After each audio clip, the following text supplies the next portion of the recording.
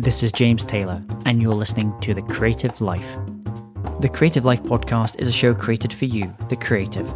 If you're looking for inspiration, motivation, and advice while at home, at work, or on your daily commute, then this show is for you. Each episode brings you a successful creative, whether that's a musician, writer, artist, designer, performer, educator, or creative entrepreneur. They share their journey, their successes, their failures, their creative process, their insights, and much, much more. This episode is sponsored by C-School, the online school for creativity training. If you'd like to unleash your creative potential and access a free Creativity Blueprint training series, then just head over to c.school. That's www.c.school for your free training series. In this episode, I speak with Croft Edwards about leadership and finding your flow state. Enjoy this episode. Hey there, it's James Taylor, and I'm delighted today to welcome onto the show Croft Edwards. Croft Edwards is a master certified coach, social media influencer, president of Croft Plus Company, and the creator of Leadership Flow, the study of how to help individuals and organizations be at their best. He has been helping leaders and their teams find their flow since 2001 in a variety of fields: mining, refining, government agencies, sovereign nations, manufacturing, startups, small businesses, and healthcare. Whether it's 2 miles down in a mine or up on the executive floor of a city skyscraper, Croft coaches wherever there are leaders who desire a different result. His latest book is called Leadership Flow Perfectly Squared, a story about learning to lead and transforming a company. It's my great pleasure to have Croft join us today. So welcome, Croft. Great to be here, James. So share with everyone what's going on in your world just now. Well, it's just we're wrapping up the end of the year and getting ready for a big 2018. And so just trying to kind of wrap up a good year. Fantastic. So tell us, how did you get started in the work you're kind of known today in terms of this kind of coaching around business and around flow specifically, but where did it all begin for you? So, for me, it began when I was about 8 years old. I read the autobiography of World War II General Omar Bradley, and in it just kind of piqued a question, which was, why was he successful as a leader and other people weren't, or challenged, or were differently, had different successes? And so that question was just something that I have always been interested in. And so that led to off to college. After college, spent time in the U.S. military on active duty, learning how to be a leader, kind of firsthand. And then that kind of just has evolved into this study of leadership and why are leaders effective? And then what is the DNA that makes a leader effective? And that's really what I've been focusing on as in my quest for understanding leadership. Now, from the outside, in terms of your time in the military, I think about the military, I think about maybe the older style of leadership, the Pattons of this. Well, I was watching that movie Patton the other night. Great movie, but it's a kind of a certain type of leadership style. I'm guessing that the modern U.S. military today it teaches different types of leadership styles because you have to be in different types of environments all the time. Yeah, and military. A lot of people think military is the command and control, but at the end of the day, a way I look at leadership is the authority granted to an individual by their followers. So if somebody's going to see me as a leader, I've got to be, in their eyes, somebody they can trust and somebody they see that I have their future I'm taking care of their care. So, the thing about military leadership is, at the end of the day, yes, I have rank and I can tell people to do stuff, but that's only going to go so far, because people are only going to follow leaders that they trust. And if I don't trust you as a leader, I may be compliant and do what you tell me, but you're only going to get the bare minimum. And it's those leaders that truly inspire us that really bring out the best. And that's where the premise of flow comes in, with flow being ultimate performance. My role as a leader is to tap flow. It's to bring out the best in individuals. And if I can do that, they're more likely going to follow me and give me their best. So that word flow, obviously many people listening to this show are coming from the creative industries. They're coming from music or the arts or literature. So that sense of, being familiar with that idea of flow. But how does it relate when we talk about organizations and leadership? Because that word flow is not something you hear quite as much when you talk about, larger organizations. Yeah, flow is really coming to the forefront. There was a lot of the kind of the godfather of flow is a guy named Mihaly Csikszentmihalyi, and don't even bother trying to spell it. But Csikszentmihalyi did a study in the 60s and 70s, and what they were looking at was what made people happy. And what they found was that people were at their happiness when they were doing stuff they love, they were working with people they love, and they kind of just started boiling this down. They found this, that people described this state of flow, where it just became easy, and we've all felt flow, whether it's our favorite activity, our favorite hobby. It's just when everything just seems to be effortless, and we're at our best, we perform at our best. And so the premise of flow is, how do I tap that greatness in individuals as a leader? Because if we can find flow, the innate reason people are doing what they're doing is going to cause them to be at their best. And so for organizations, they're starting to realize it. The goal of organizations, it's to make money and all those things. But really, if we as organizations realize our goal is to tap the best of people that work for us, the other stuff will take care of itself. And so that's kind of the premise behind the flow piece. So with the gentleman you just mentioned there, he also wrote an incredible book in terms on creativity, and that was he researched very extensively into creativity as well. And I'm looking now in terms of what we're seeing in the kind of future of the world of work because of AI, automation, robots, and so we're seeing over the next kind of 20 years, they reckon about 40% of jobs are just going to go. They're going to disappear. Obviously, lots of new jobs will be created on the back of it as well. But one of the interesting things I was seeing from recent studies on this was saying that creativity is going to go, this was the World Economic Forum, creativity is going to go from the 10th most important job skill to the 3rd most important job skill. And that creativity and that sense of flow, when we just feel that we can create something, and whether that's a new business idea or a product or it's in a team context, is going to become a very, very highly valued human skill. Yeah, and really this what's really neat about the study of flow, because what they're realizing in flow is our creativity is going through the roof, because we have, in a sense, our body is at its best. So we're feeling good because all these neurochemicals are going through our system. Everything is working as one, our brain, our body, our whole somatic being. And that's when creativity comes. So there's some really neat research on neurochemical effects and how they affect how people concentrate, how they become creative. But for instance, in flow, it's that time, we've all felt it. It's like when a baseball player is hitting a ball, they can see the ball spinning, or another athlete is in the zone, or when an artist just literally becomes one with their media. That's where creativity comes from. So if creativity is that important, which obviously it is, then what we've got to do is get people to where they're feeling their best, they're showing up at their best. And that's the whole premise behind Leadership Flow is, how do I, as a leader, bring out the best in people?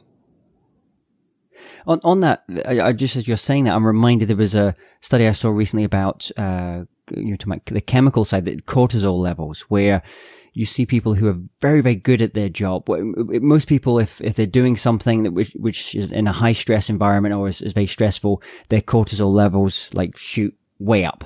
But then it actually looked at people from the special forces, for example, and actually found that their cortisol levels reduce when they go into situations of higher stress. And I know they've been doing a lot of stuff with people that, public speakers. And I know you're a professional speaker as well. People that go up onto stage, and the good speakers, their cortisol level it drops. It doesn't go where you necessarily expect it. Maybe a less experienced speaker goes. So that ability to influence your chemistry, a kind of chemical level, if we break down this idea of flow to being something that you can do something about, it's not something it's just, you just hope that it happens. Where do we start? Do we start at just trying to think about does it come from very much the self first? You have to get that side, and then you build out the pieces around it, or do you have to do something else? Well, so one of the things that research is kind of revealing is that there is an actual cycle for flow. And one of the things that's needed for flow is there has to be struggle, right? So if you think back to when you're a small child learning to ride a bike, the thought of riding a bike was just overwhelming, right? But what would happen was you'd get on the bike and you try it, and oh gosh, you could feel, your heart was racing, all these things. So there was a struggle that was above your skill level. And then you get on the bike and you practice, and in that moment, oh my gosh, there's that moment when all of a sudden, as a kid, you start riding a bike. And many times you can remember back, it was just an amazing feeling because we had this struggle which had to challenge us to go to a next level. That's why as an adult, if I'm very competent riding a bike, I don't get very excited about getting on a bike and riding in a little circle on my driveway because the struggle isn't there anymore. So there needs to be a struggle that is above our skill level. And once there's that struggle, what happens in the flow cycle, we get the struggle, we wrestle with it, and at some point we let go. We release into the struggle, and we kind of get out of our head and just get into our body. And that's when flow occurs, when we're not thinking about it. It's if you're a skier, it's when you get off the lift, and before getting off the lift, you're nervous. And then that first time you get on your skis and off you go down the hill, and pretty soon you forget about your skiing and you're just in the event. And that's when flow happens. So there has to be a struggle for us to find flow. If you look at it from an organizational standpoint, if I've got the same job every day and there's nothing that really challenges me at work, what's going to happen is over time, I'm not going to have flow because there's nothing to challenge me. And so if an organization wants flow, one of the things you have to do is keep people challenged and give them new challenges. So don't let somebody stay in the same job for 20 years because by the end of that 20 years, they're just kind of, I just do what I do. And there's not a lot of flow there. So there has to be a struggle which is above the skill level of the person so that can create the flow cycle. So is there a point when in that struggle, I'm thinking in terms of, let's say, a manager coaching someone that's working for them. So they want to give them something where they know there's going to be a struggle, but do you take it to a place where you know that they can do it, they have that within their abilities to do it, but it's not going to be to the point it's just going to be, it's not going to kill them. It's not going to exhaust them. And the reason I ask that question is I think about when I first started running and, getting into running initially, and there was no way I was feeling any kind of flow state for the first couple of weeks or even couple of months. And it took a period of time to do that. So is there a kind of place that you have to kind of find what level of struggle is appropriate for that particular team member? Yeah, and that's a very key piece, because if the challenge is too high, what ends up happening is, moods like anxiety, right? So I'm a runner also, and I remember before I really started running, the thought of running a marathon just absolutely was too much. And especially if somebody said, hey, good news, you're running a marathon in 3 months. It would have literally just, I can't do that. But what happens is you start to find those challenges which are a little beyond your capacity, and then you hit that one, that builds that confidence. So now the moods, instead of anxiety, worry, now we start getting into the flow because, I can do this. And it's just enough, and there's no magic formula. It has to be, 2 percentage points above your whatever. It's just finding something that challenges us. And generally when people really find something they really get into, they take up a new hobby, or, that person running their first marathon, they have this belief, I don't know if I can do it, but I think I can. And that creates that flow, especially in the moment as they're training. Now, in the book, you also talk about a component of this idea of flow is visioning the future. I thought that was interesting because often when we think of flow, we think it being a very in the present type of thing that's going on. So what do you mean when you talk about visioning the future? Yeah. So if you look at, from the leadership flow perspective, as I started to look at organizations, what I found was that there were some things that were critical to have leadership flow in an organization. And again, leadership flow being, how do we create flow in people in an organization? Well, one of the reasons visioning the future is so critical is people have to see a future that they want to buy into.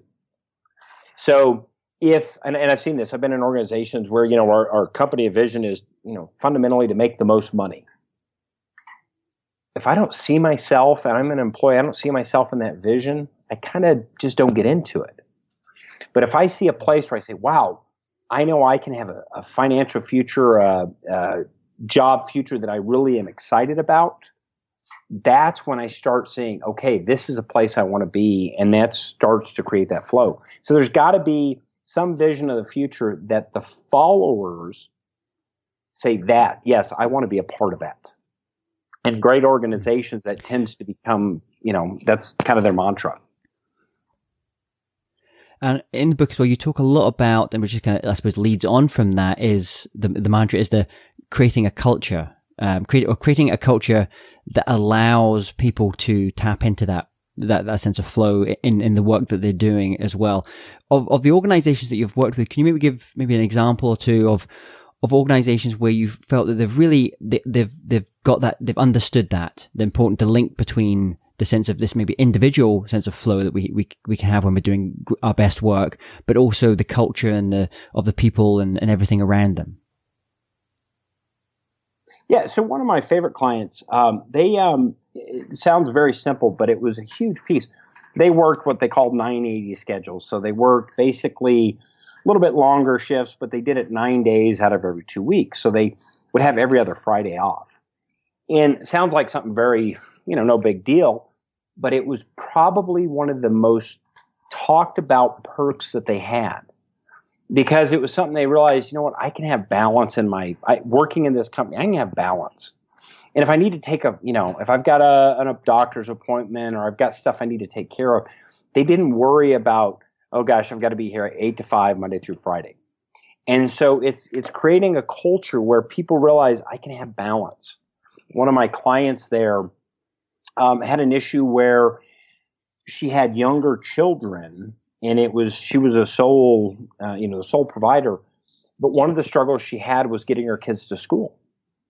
And so the manager there was very aware of this, and they just worked out a schedule where she can take care of getting her kids off to school, and she was at work. And when she was at work, she didn't have to worry about those things. And it's the little things, when you think about the vision to create flow, the culture is critical. Because if it's a place where I know, hey, I can take care of all of my cares, including things like my family, my personal health, now I'm going to be committed to this organization as opposed to compliant. And I've seen organizations on the other end of the spectrum where, look, we just pay you to be here 8 to 5. Just do your job. Well, what we end up getting is people just do the bare minimum. I know in that the book that Mihaly, and I need to get the pronunciation right here as well. How do you pronounce his name? Yeah, Csikszentmihalyi. Yeah. Csikszentmihalyi. So so what's the way? So you have a way of remembering it as well? Yeah, just think of a chick, baby chicken, Sent, S-E-N-T, me, and then hi, H-I. So it took me a while too, because it's one of those. But I noticed that when he was especially in the book he did on creativity, which I'm not sure if it was before the book on flow or after the book on flow, but he reached out to a lot of very, very creative, eminent individuals, Nobel Prize winners, etc., in sciences and the arts. And he was also trying to find, was there a link between daily rituals, like the time that they created, was there a time of day that they got best into flow? And it seemed to be there wasn't really a standard time. There wasn't really it was very much the individual finding, for that individual to find what worked for them and then sculpt their day around that. In the context of, because you work with a lot with larger organizations as well, how do you deal with that? Where maybe people, in terms of maybe times of the day, maybe people are more kind of morning people, that they find they get into that sense of flow very, very easily in the morning, where other people, for them, it's in the afternoon. How do you work that in a group context, in a team context? Well, I know a lot of organizations, they still live in that, old culture mindset of, we've got to be here 8 to 5, Monday through Friday. And so it's not as, you'd think it'd be common sense. If James Taylor, if he's a morning person and that's really what works for him, let's figure out a way to maximize that.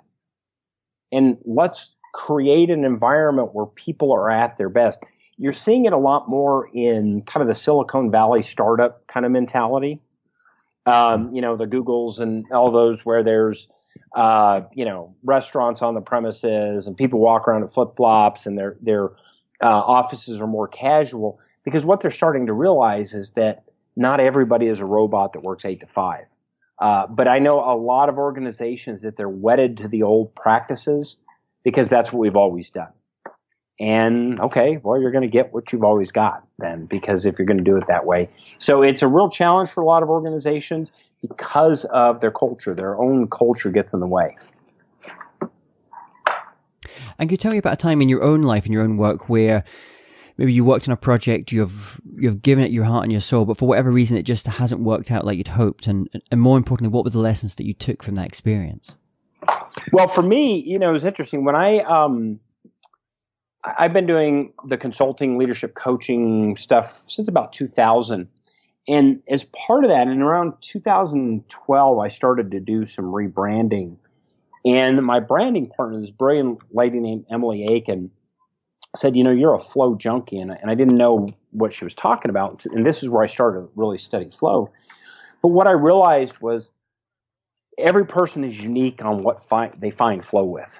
And so for me, I am not an 8 to 5 corporate guy.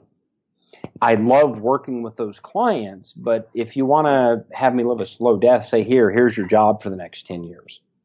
It just won't work for me. So you've got to, so for me, it was realizing, I'm an entrepreneur. This is the path I'm on. And it may be difficult for some people. It may be easy for others, but you have to find the path that works for you. And flow is one of those things. Each person is different and it's unique. And we all know people. So I'm intrigued that because you say you're not a kind of 9 to 5 doing the same thing. And I think early in your life, in your working career, you were in the military, which you think is a very organized in that kind of way. So how did you cope with that? Did you have to build kind of you just kind of got on with it because it was part of the job, or did you get a sense when I move on to my next thing, I need to do something different else? Yeah, the thing I loved about the military was it's regimented, but no 2 days were really ever the same because different missions would pop up. There were some times when you were going just all out, 30 days deployed, whatever the intensity, and then it's come back more relaxed and relaxation. So it isn't. The military is actually a great place for flow because there's so many challenges, and people tend to do very well. The people that struggle in the military, in my assessment, are those that want that 8 to 5. I just want to do my job and go home. And so for me, it was fun because, hey, I'm going to go to Korea for a year, then I'm deployed, and then I'm, moving to a different place, doing a different job. So I had that level of variety, almost a little bit like with maybe the consulting work you do today. You have one client who has this set of challenges, and you have to go and essentially deploy and focus on helping that client with that problem. And then 30 days later, you're working with a very different type of client, maybe a completely different industry. Yeah, I'm so lucky. I have clients all across the spectrum. So I've worked with TED Fellows. I've worked with big, huge conglomerates. I've worked with Native American organizations, healthcare, finance, all over the map. And so what I love is, on one hand, it's all over the map, but then at its core, it's always how do people get along and coordinate action effectively. And so for me, there's always a thread, which is there's some challenges or breakdowns. And that's what I love. Every client's different and every situation's different. So that's one of the reasons. And can you tell us about a time in this journey, this kind of this life that you've built for yourself now, the people that you're impacting, and this kind of creative journey that you're going through and you've gone through, maybe a key insight or a light bulb moment, an aha moment in your life where you went, okay, this is the direction I want to go with my work. This is how I think I can serve people. Or you made a key distinction about the kind of thing you wanted to do with your life. Well, so for me, one of the big aha moments was when I realized my biggest challenge as a leader was getting me out of the way. And so it's kind of a fundamental piece of leadership flow, which is self-mastery. I believe the biggest challenge any leader faces is themselves. Because if I can get me out of the way, leading other people is relatively easy. But what happens is I get in the way all the time. And I don't want to do something because I don't like that person, or I'm in a bad mood about this, or I'm focused over here. So for me, the biggest aha was I've got to learn how to deal with me. I've got to learn how to look inside myself and realize, oh, I'm getting triggered right now. I'm in a mood and an emotion which is not conducive to getting the results I want. So I'm going to have to get me out of the way. So the thing I've always struggled with, and this is really what I try to, when I'm helping organizations realize if for instance, I'm brought in many times when leaders say, we don't have accountability in our organization. Well, I already know where the issue is. Because if we don't have accountability, the leaders aren't holding people accountable. So the conversations are not with their people. It's with them going, well, why aren't you holding them accountable? And how do we help you guys find flow so you guys start showing up and say, you know what, these are difficult conversations we're going to have, but we're going to go have them. And that's at the end of the day, it's always my biggest leadership challenge is myself. And building that, did you say that self-mastery in that way?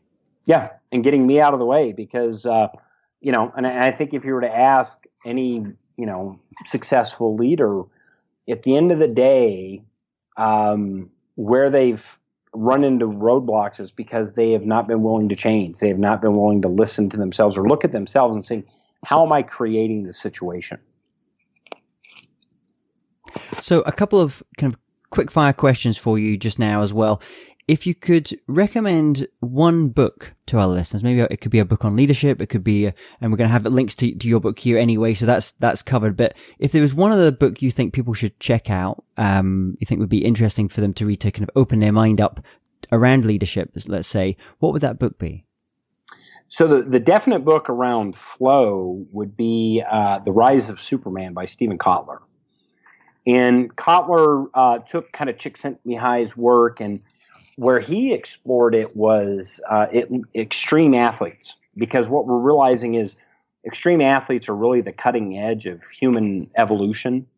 They're the ones pushing the boundaries of what's possible. And all you have to do is look on YouTube to see, Danny Way jumping the Great Wall of China on a skateboard. So that book I absolutely love. I recommend it to people all the time because Kotler's an amazing author, and he's really done a great job of teaching, here's flow, what happens in flow. That was my first taste of the understanding flow, and just an absolute fabulous book. So The Rise of Superman.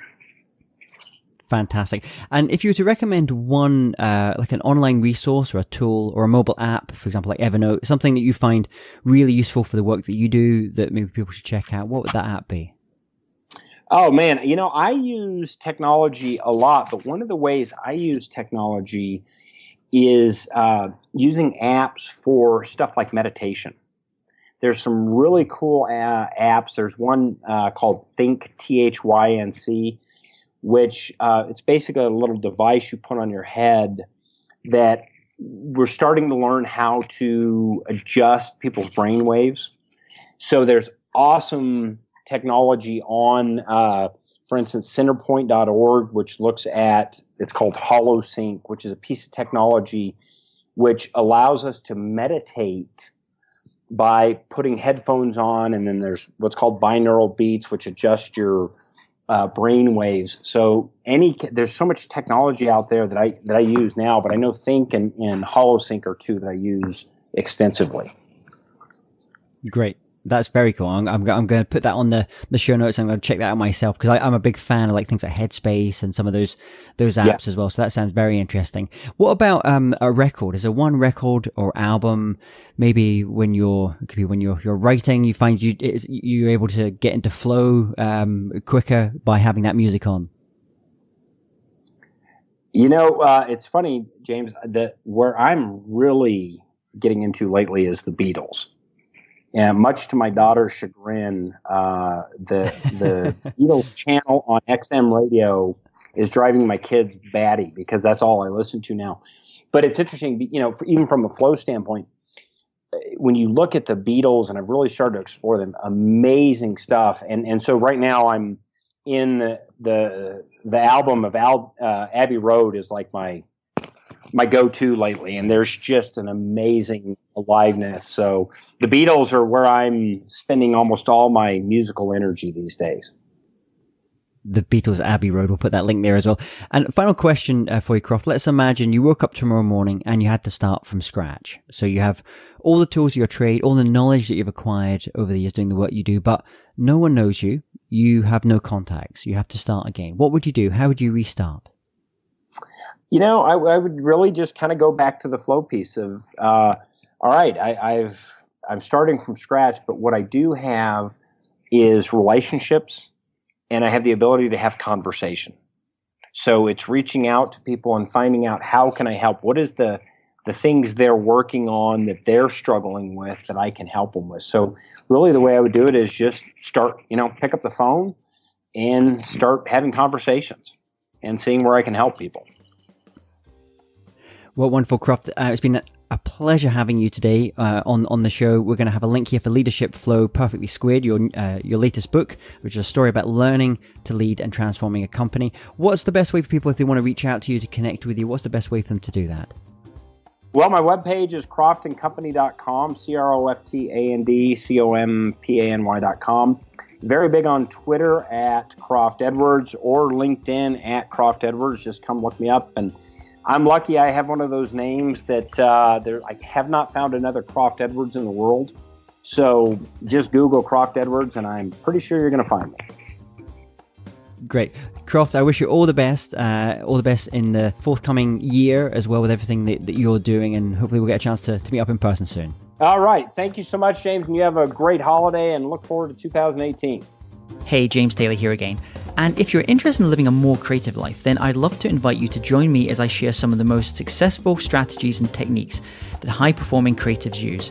I put them all together in a free downloadable ebook that you can get by going to jamestaylor.me. That's jamestaylor.me to get your free downloadable ebook on creativity.